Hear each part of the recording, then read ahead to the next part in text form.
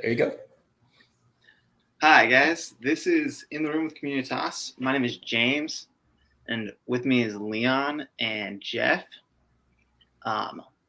We are just happy to represent Communitas today, and we really hope that these events allow us to connect with each other about the church and mission in each of our contexts. And we also really hope that these conversations serve to encourage and inspire and provoke creativity in the church. Yes, and wherever you're at, as we start to pick up viewers, join us in the conversation. Type a question in the comments, and we will, towards the end of this Facebook Live, we'll ask questions of Jeff that people have submitted through the comments section. But we're going to get going here. We're talking about today the church and justice. And I remember when I first met Jeff. Jeff works with Communitas in Santa Barbara. He has been doing a variety of work among homelessness, people or human trafficking, dealing with refugees, and a number of other areas of just things that a lot of us are concerned about in Communitas, and a lot of us are concerned about in the area of justice. And before we get into the actual conversation, I did want to acknowledge a couple of things here. One, I'm just going to acknowledge the obvious. We have this time we're talking about justice in the church, and we have 3 white males talking about justice. And we realize that really any good conversation about justice needs to have a diversity of voices. And we are hoping to revisit this topic. We've chosen a format where we have one guest each time, but we're hoping as we revisit the topic of justice to bring in more diverse voices. And we've also, I think each of us on this call and on this interview have had our own parts where our own journey that we've gone through in the area of bringing more diverse voices into our lives to help inform our own experiences around the issue of justice. And what we'll do in the comments a little later, I'll post in some comments of some different resources each of us have found helpful when it comes to talking about and understanding the issue of justice. So I'm going to start by just introducing and giving Jeff the opportunity to tell his story, a little bit more about what he's done there in Santa Barbara, his connection with Communitas, anything he feels led to kind of leading into this topic. Well, thank you, Leon. Thank you, James, for having me, and thanks everyone for joining us on the call. I joined Communitas when it was still Christian Associates in approximately 2005, and the reason why that happened is because I don't know if you remember, the early 2000s was the time of the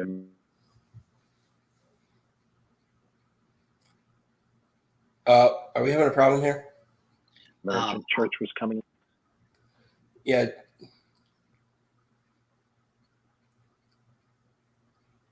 I'm not getting Jeff. Jeff, you're breaking up. All right. Well, we'll see if we get Jeff back in. I thought about it. I didn't mention that when I first met Jeff, him and I were on a panel for a Communitas discussion about justice. And back in Chicago, back in 2011 or 2012 or so.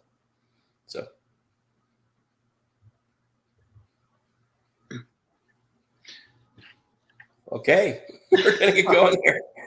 All right, technical difficulties. Yep, you there now? Okay, cool. I don't know. We were on the whole time. We were doing our own preview. Everything was working fine. I don't know what's going on. My apologies. All right, well, Jeff, let's get back. You can tell your story. Let's start from the beginning. What I may do is just for now is turn my camera off. Just see, and then I'm going to try to bring it back on, but I can share my story a little bit with the camera off a little bit. Just as a start, what I was saying is I started with Christian Associates, which is now Communitas, in 2005. And the reason why, during that time, it was the time of the emergent church. So there were a lot of younger people that were leaving the kind of the evangelical church model at the time, and I'd been a youth pastor at my church for years. So many of my students were coming to me and talking to me about reasons why they were exiting the church and no longer involved. And I was going to become the interim senior pastor. So I began to have conversations with them about why they were leaving the church, and all kinds of various reasons came up. And as our church was looking to hire a new senior pastor, I was given the opportunity to do ministry within a local coffee shop on State Street. If you've ever been to Santa Barbara, State Street is kind of the heart of downtown Santa Barbara. And so a friend of mine had purchased a coffee shop, and he had offered for me to start a ministry there in order to reach young people who were kind of done with the church. And so I had organized that. New senior pastor came on board. I ran that by him. He said, yes, it all sounds great. But then that all changed about 6 months in. And he said, Jeff, you need to figure out a different way to do this work. And so you have 6 months to figure it out. So at that point, I was friends with Darren Jones. They were in France. They were working with Christian Associates. I had run this idea around various other churches in my city to try to figure out would they want me and my vision, and they all said no. Christian Associates, I had an interview with them. Darren said, I work with Christian Associates. He said they might be interested in you. So that's the way it was phrased. But when I met with Christian Associates, they were the first people to say, Jeff, you're actually on the right track. What you're seeing in Santa Barbara, it's a trend we've seen across, Europe for years, for decades. And so I came on board, started raising support. The goal at that point was to start something new, working with young people. And God redirected my path when I started a meal sharing with some former Westmont students and grads with people on the streets. So my goal at one point was to start this kind of new kind of church with young people, and God redirected my path when I started this meal sharing at Pershing Park with Gator and Shaky and Irish and all these people that were experiencing homelessness, and started to make spaghetti and salad and bread from my own house and go out there every Wednesday night with a few friends and just hang out. I didn't know anything about homelessness, but just started this meal sharing, friendship oriented. We coined the term Friends Without Homes because it became really a relational community. That became kind of what church was for me and with at that point, Christian Associates, Communitas. That became my Christian community, really. So that kind of started to engage me in justice. So I feel like God began to change the path for me to look at what's happening in the city of Santa Barbara around justice, what's happening with marginalized populations, what's happening with some of our Latinx families, our refugees, homelessness, human trafficking, where is the church engaged or not engaged, how are systems working or not working for those who are on the margins. So really, that's kind of my initial journey. Why I got engaged in justice in the first place is because God redirected my path. Didn't really go to school for it. Don't have any kind of degree related to justice. Just kind of like everything else in my life, I learned as I did. So I don't know if that gives you enough background, James, for kind of how I ended up on the justice track. Yeah, that's great. From there, I would love to ask just, how do you think the church has a role in pursuing justice in their communities? Yeah, I think so. If I think about my history, so I've been a part of before I was with Communitas, I was a pastor within Baptist Church and Evangelical Covenant Church. So I've been a part of the Evangelical Covenant Church for a while. And I think that the focus has always been evangelism. The focus has always been winning people to Christ and bringing them into the church and discipling them and raising them up so they know who God is and how to serve God, which I think is a great thing.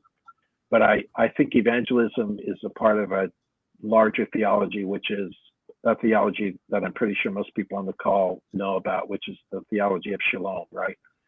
Seeking the holistic well-being of your neighborhood, of your city, your community, your nation, your world. And I think when I think about shalom, it's much more all over the scriptures than just evangelism. So God is interested both in people on the streets coming to know him and in those people on the streets having medical care, mental health services, and housing. It's not a one or the other. So when I was raising support for my work, I would lose some supporters because they'd say, Jeff, why are you always talking about people on the streets needing housing? We just want you to win people to Christ and not worry so much about their housing. And I would say a few things. Number one, it's coming from people. So as a part of Communitas, we're talking about incarnation all the time, right? Immersion, understanding your culture, that before you reach your culture, you have to understand your culture. So usually this is coming from people that don't understand homelessness culture, which is a majority of people on the streets are already Christians. And they have maybe a stronger faith than I do. They don't need me to come to them and develop within them a stronger faith. Sometimes they do, but a lot of times I need them to develop within me a stronger faith. Amen. But they do need housing. They do need, I think we as house people tend to forget that how our spiritual health, mental health, physical health is tied into our housing. And if you would take housing away from me, how well would I be doing spiritually? How well would I be doing at all? So I think if you take the theology of shalom into mind, it means that God is equally concerned with those things. And that's where I think the church has potentially got to reorient itself around shalom and not around just evangelism. And I don't think we can be concerned only about the spiritual health of people. I don't think that's God's heart. I could argue from scriptures, the way Jesus worked with people was he didn't always start at the same place. Sometimes he started about their physical, their emotional, their spiritual health. He was concerned about all of it. Yeah, I'm just gonna, chime in and I just echo some of the things you said, because really stood out to me where you talked about how many of the people you encountered on the street were already Christian.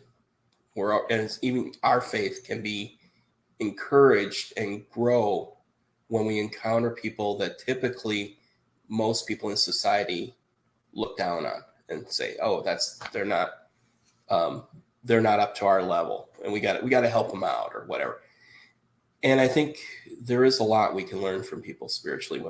Having been in those same experiences of working with people living in camps and on the street, there's a lot that we can learn from people. And so I appreciate that about the way you've approached this. Sorry for jumping in, James. Go ahead, James. I was just going to say, I really think the perspective that you're bringing, that I enjoy such like general safety and my needs are met, and it's hard for me to consider the struggles that come with not having those needs met, and how would it affect my relationship with Jesus if part of my constant thought was, am I going to be okay sleeping tonight? And am I going to be able to feed myself? So I appreciated that. Provoked. I think we create these polarities between science and faith, right? Maslow's theory of just, the most basic thing you need is shelter, right? For your survival and your well-being. And we may not see that as necessarily Christian, but recognizing that we don't have to have all these polarizations between what psychology might teach us or what science might say, as well as our spiritual heritage from Christ. He's given us all these things. So I think that's really important. And I would have to say that when I was kicked out of my church, right? So basically that's what happened. I'd been there for about 13 years. And when I when I left, trying to be on as better terms as I could, I lost my housing, my spiritual community, and my medical care. I lost everything, right? And then started to build it back up through raising support and everything. But that street community became my welcoming community. They became my people, right? And that's the way I feel about people on the streets. It's, yeah, I have this approach. I have something to bring, but I'm also equal. I share humanity. I share Christ with them. They can share Christ with me. It goes both ways. I think that's healthy just for any church in dealing with any population. Yeah.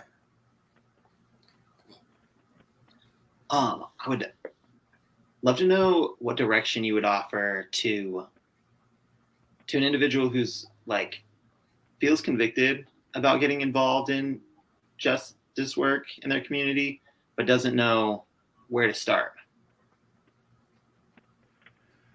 Yeah, I think that there are probably agencies or organizations within everyone's city, neighborhood community that you can join in that are already doing good work. I feel like it's not something you necessarily need to start for yourself.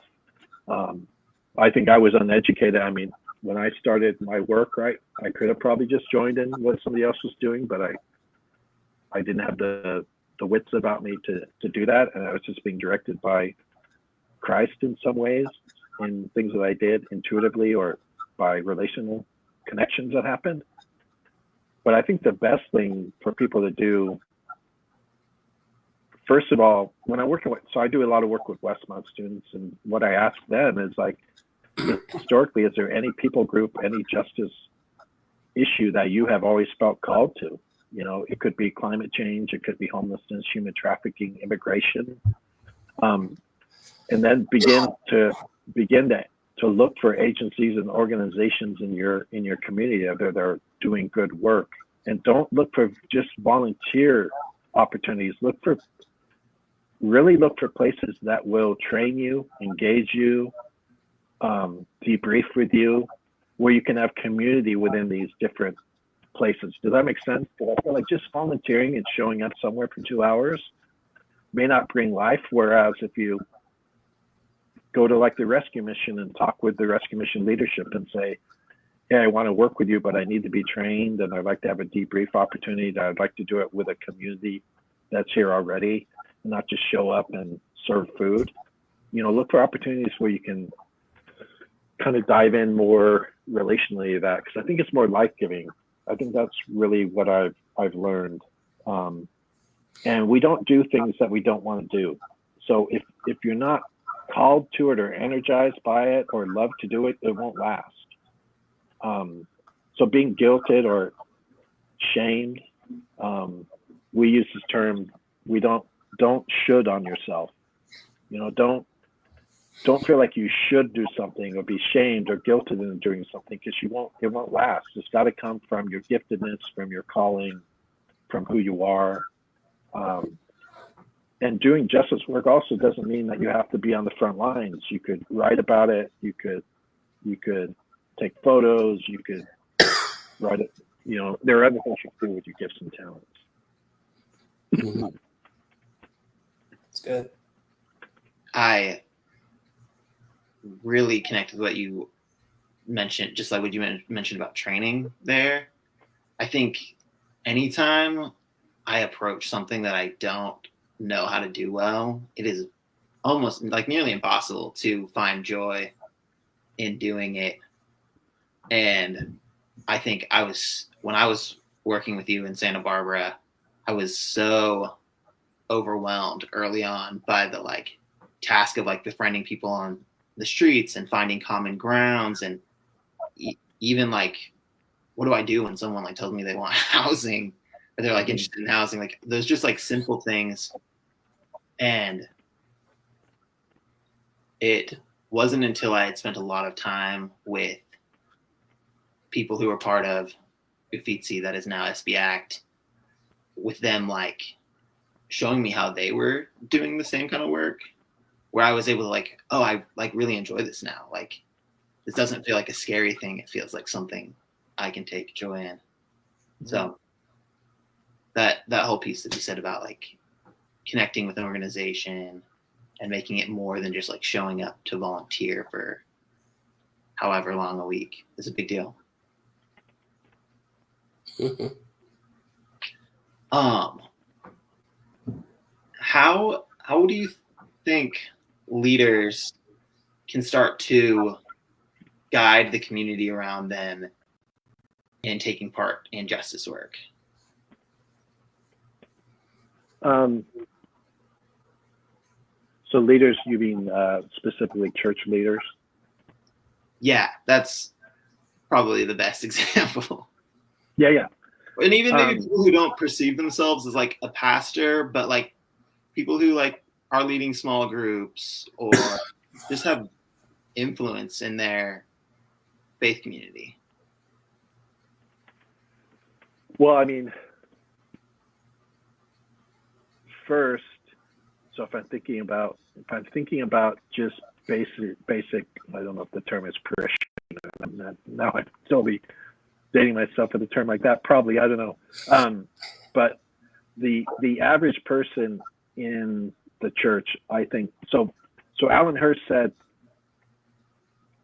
So when I was looking for with Christian Associates, when I joined Christian Associates, I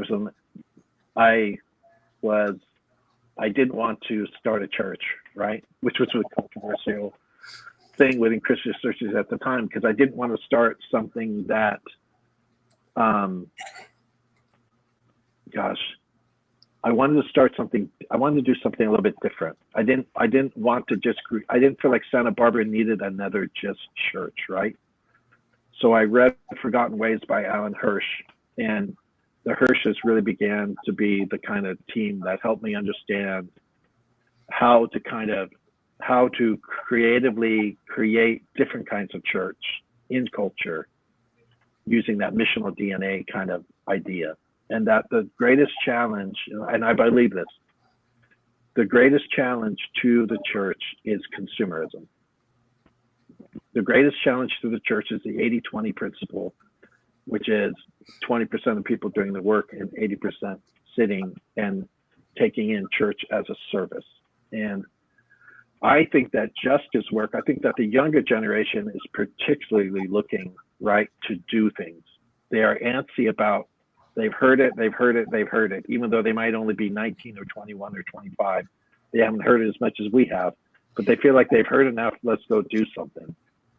So I think that finding agencies or organizations that are already doing something and joining them, or working with your young apostles or prophets or people that are ones that tend to push the church out and creating new initiatives is the way to energize people to be active, to kind of challenge that 80-20 principle, to reinvigorate the church.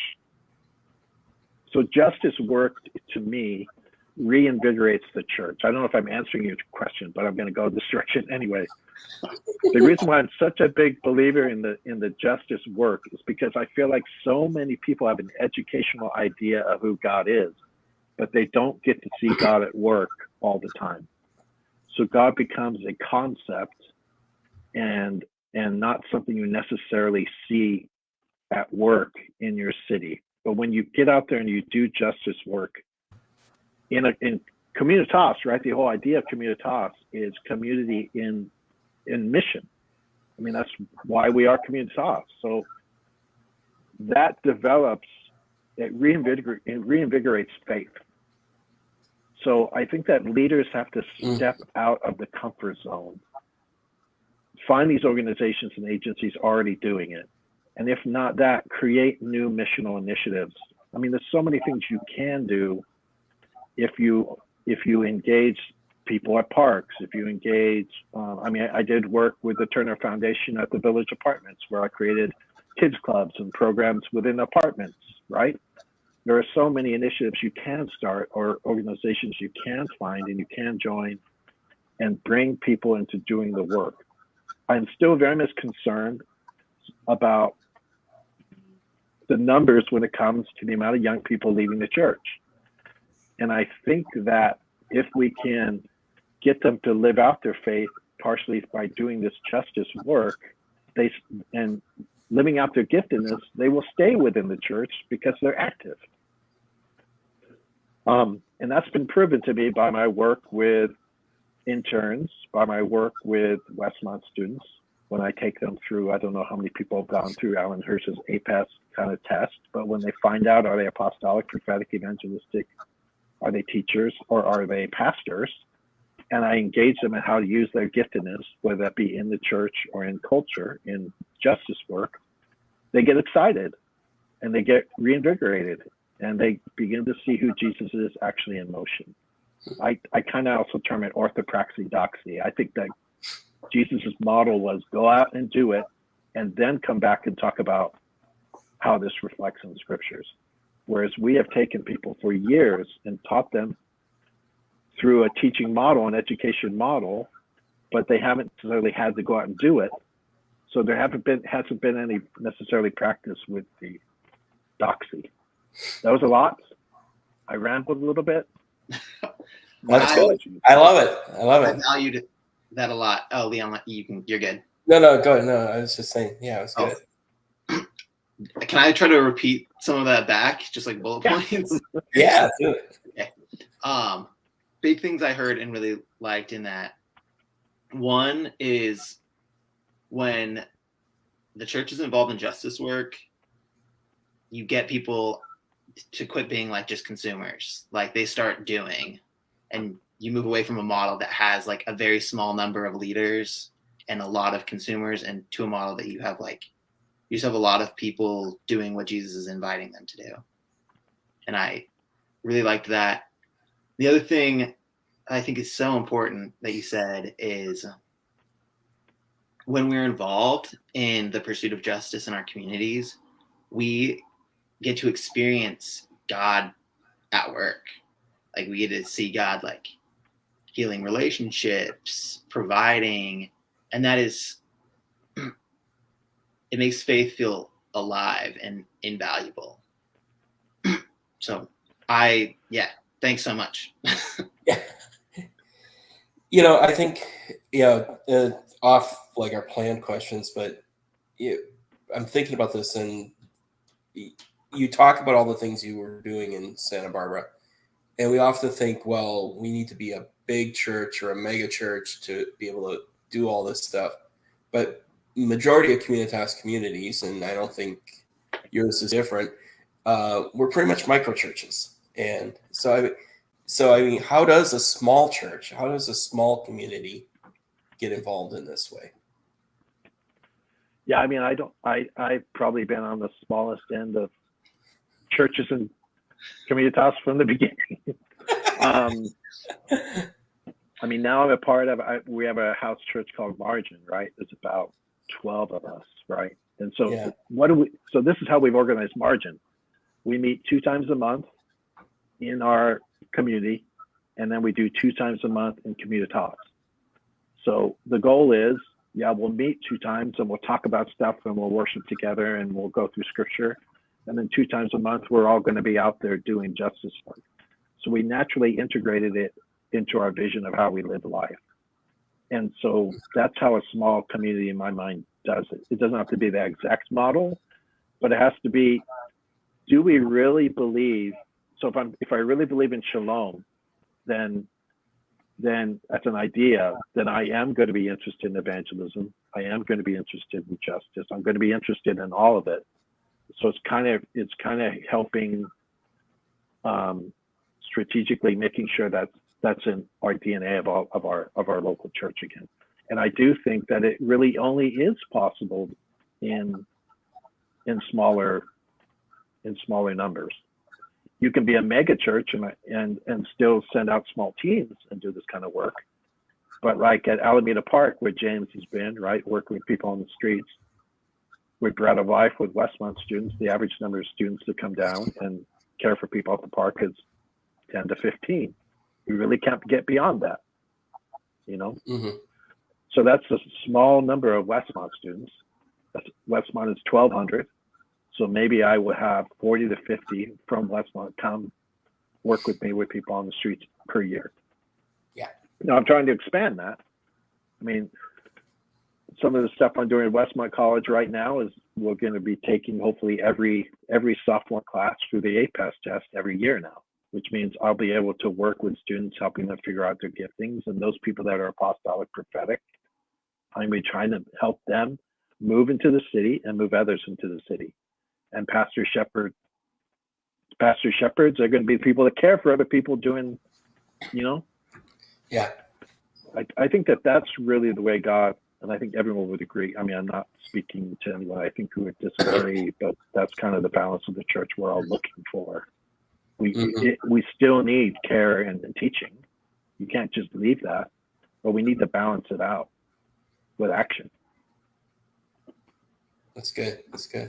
Well, I think we should. Oh, go ahead, James. I was going to say, just quick, I think we should share a link to 5Q, Hirsch's book on APEST, in the comments afterwards. Yeah, I'll put it in there. Sweet.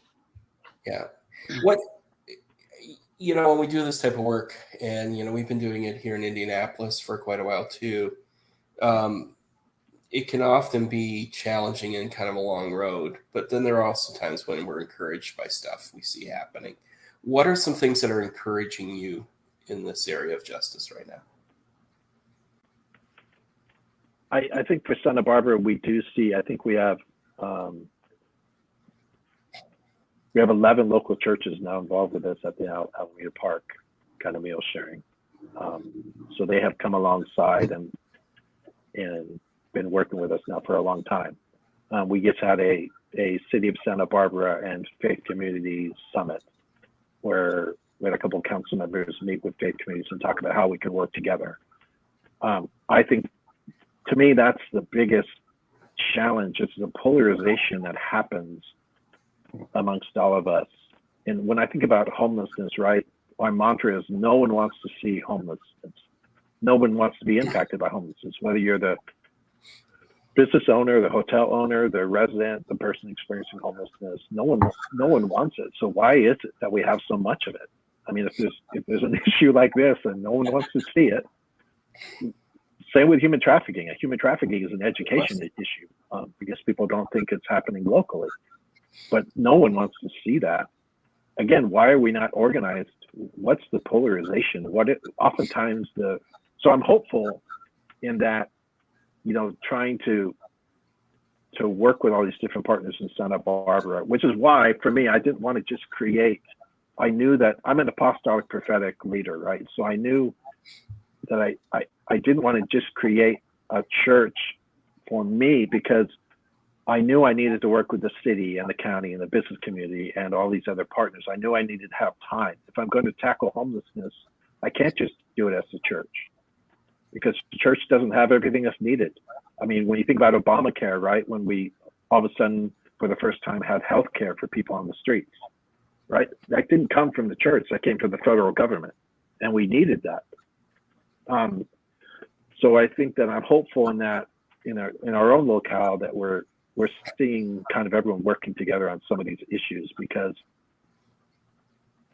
God, the kingdom of heaven does not, what we pray for is as in heaven on earth. There's no homelessness in heaven. It is not the vision of God for homelessness on earth. It is not the vision of God for human trafficking on earth. It just isn't a part of who he is or what he wants. So to know that God's behind changing this, that God's given us. When I look at, if you look at Ephesians 4, read Ephesians 4 later, and you look at what God wants to do through the gifts, right? And you realize that prophetic gift mix is the gift mix that primarily is going to call upon justice to be done. And that's God's heart. It should be no surprise to us that he's behind it. So I feel the wind of God pushing us, saying, hey, I'm energizing this. I'm behind it. And James and Leon, I don't know if that's the same for you. That's the only thing that I can lean on when oftentimes you see these issues of injustice and you feel like the poor are always getting the short end of the stick. No matter what you do, no matter how many people you house, I still have 60 people every Thursday night at the meal share. Yeah. Even though 2 people get housed this month, there's still all the other people in line. And so if you look at it that way, it can be very depressing. But if you look at it from what you see God doing and the slow progression that you have to do while you're on earth, that's the way I get hope. That's good. That's good.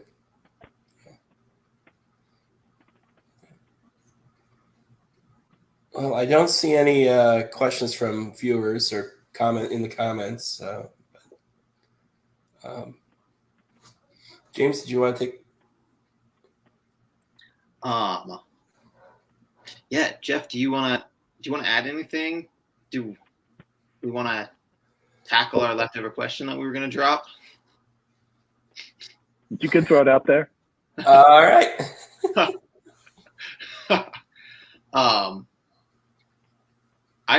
One of the questions as I was like thinking of things that I wanted your perspective on is, where's the church struggle to do this well? I think lots of churches are like desiring to get more involved in caring for their cities and the people who are marginalized and disadvantaged in their cities. But I also think a lot of churches have tried and been really discouraged with what has happened. So like, what would you have to offer that might prevent some of that for churches seeking to participate in justice? Yeah, and I know it's been a difficult time for churches during the time of COVID in various different ways. So just trying to care for your own people can be difficult. And then in the midst of, I mean, think of everything that's happened over the past few years as far as polarization around issues I don't think should have polarization, right? From the federal perspective, makes it oftentimes hard for us to work together on things. So I think there've been a lot of challenges. I just think this is my overall opinion. If you look, there's a couple of facts, just data points to look at. The numbers of young people, the numbers of church attendance is going down historically and still is. The widening gap between the rich and the poor in the United States is still growing. And so if we do not have a grasp on how to work with marginalized populations, the middle class is disappearing. If we don't know how to work with people that are on the margins, our churches will continue to not flourish, because those are the people that need to start being in our churches. If we cannot speak their language, if we don't understand their situation, if we're not as concerned about their mental health and their spiritual health, if we don't care about their housing, if they look different from us and we can't figure out within our community how to help our community understand looking different is okay and how do we mesh together. And if we don't figure out a way with the younger generation to hear them out and bring some creativity into our church structure, we're not going to grow. I mean, I guess that's my prophetic message has been pretty much since 2005 when I could see it. And now it's just even more real. And so those are some changes we just have to make. We just have to get out there again. And I can argue it from Jesus and that from his life and how he did ministry with his disciples. In that orthopraxy doxy kind of model, is we have to get out there and rub shoulders with all these people we may not have anything in common with right now. Yeah, I think that's really good. As we're kind of wrapping it up here, I was thinking again about just the news cycle we've been in for this last few weeks between the shooting at Buffalo, the shooting at the Uvalde school. And I think those things go hand in hand in so many ways. There's when we don't produce shalom, when we're not creating that peace, we unravel into a society that becomes more violent and has more hardship. And we really need to ask ourselves the questions: why are these things happening? And I think what we're talking about today with justice and some of the things you've brought about just kind of lean into that quite a bit, that if we're going to create a better society and a more peaceful society, we need to be creating a society and as the church be people who are promoting peace and shalom among those that are most marginalized. Because look at the communities that were affected by these two shootings. A predominantly Latino school or very strong Latinx school, an African American neighborhood, grocery store. I mean, those are some areas where the concern we show for justice really plays into how we see violence happening. And maybe just thinking about it, we've been talking about this, we kind of talked about it a little bit on the front end. Let's maybe mention some of those resources that we talked about that, maybe share. James, I know you had one. Some things where we can get more diverse voices into learning about justice and things like that. And we'll share these in the comments too. But yeah, as this conversation was coming up, and one of the things that was on my mind and was brought to my attention by one of our coworkers was just that, like, we always benefit from a multitude of voices, and we were coming into this conversation as like three males who are all from European descent, which just means we're not representing the diversity of voices that we would love to be representing. And so one of the books that came to my mind, a book that I really enjoyed, it's called Reconciling All Things. It's by a guy named Emmanuel Cadignole and Chris Rice. And Emmanuel Cadignole is a Catholic man. He's a professor. He grew up in Uganda, but as a Rwandan refugee, if I'm remembering his story correctly. And he has written a lot about, he has spent a lot of his career focused on the Rwanda, like the genocide that happened in Rwanda. And his book just comes from a lot of personal experience with division and the need for shalom in our world. Super beautiful book. And I think, one, it's an Eastern voice, which is invaluable. I think a lot of times as people in the US, we don't get to enjoy Eastern voices. And he's Catholic and he's brilliant. So that one I recommend really highly. Yeah. One that I've read recently, and I'll get this. Do we have a? Okay. Anyway, one I've read recently, and I'll get the link into the comments. I still got to look that one up. I don't have it pulled up yet, but Unsettling Truths by Mark Charles, I think is really something to dig into deeply.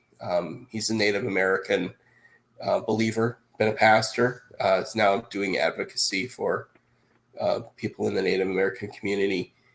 Humble, gentle spirit.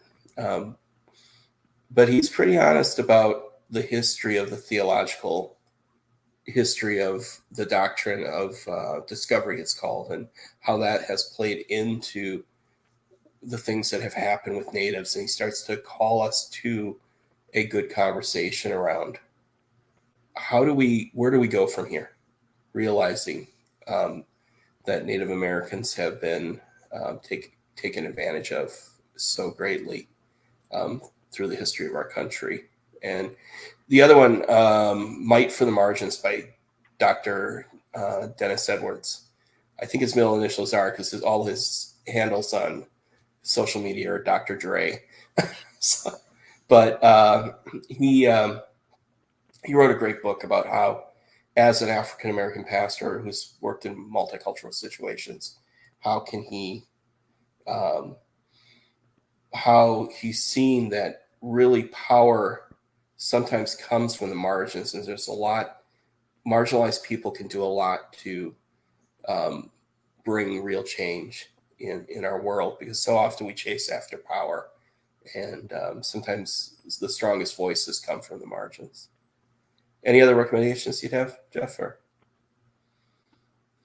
No, I think you guys mentioned some great books you could read. Shalom by Walter Brueggemann. And I think what you're talking about, the whole idea is if you seek the shalom of your neighborhood, it becomes yours, right? So if we don't do it, it does come back to bite us in some way. If we're not thinking about the general well-being of our communities, our neighborhoods. So not a surprise by Jesus saying, you're the salt and you're the light, and that's the role we play. And that means we have to explore where the salt and the light is maybe perceivably missing, though I don't want to come to the judgment, right? Because like I said, people living on the margins, like people on the streets, also have something to give. It's not like we're always coming to give. We need to always come to learn as well, to have a learning posture. But we know where the places in our neighborhood where maybe other people are afraid to go. Yeah, that's good. That's good. Well, I think, we're going to kind of wrap it up here, but thanks, Jeff, for joining us. I Thank know you. You have a really busy schedule usually, and so it's good to have you join us. And everybody everybody who's tuned in, checked in throughout, glad that you joined us. Feel free again, still drop comments or questions in the comment section, and we'll try to reply to them even in writing if we can. Also, join us again in 2 weeks. We will be talking to James's dad, Brent, and we're going to be talking about journey groups. One of the things that we use for soul care in Communitas. So everybody have a good couple of weeks here, and we will see you again soon.